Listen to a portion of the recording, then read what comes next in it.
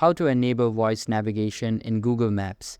Hey guys, in today's video, I'm going to show you how you can enable voice navigation in Google Maps so you never miss a turn while driving.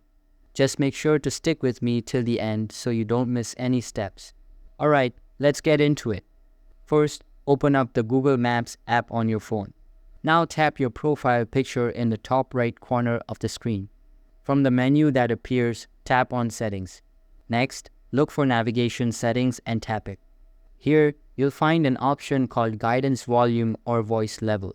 Make sure it's set to louder if you're driving in a noisy environment, and also ensure voice selection is set to a voice in your preferred language. Most importantly, under Sound and Voice, make sure guidance is set to unmuted so the directions are spoken out loud. That's it. You're all set to hear your directions loud and clear on your next trip. If this tutorial helped you, consider subscribing for more tips and tricks. Thanks for watching.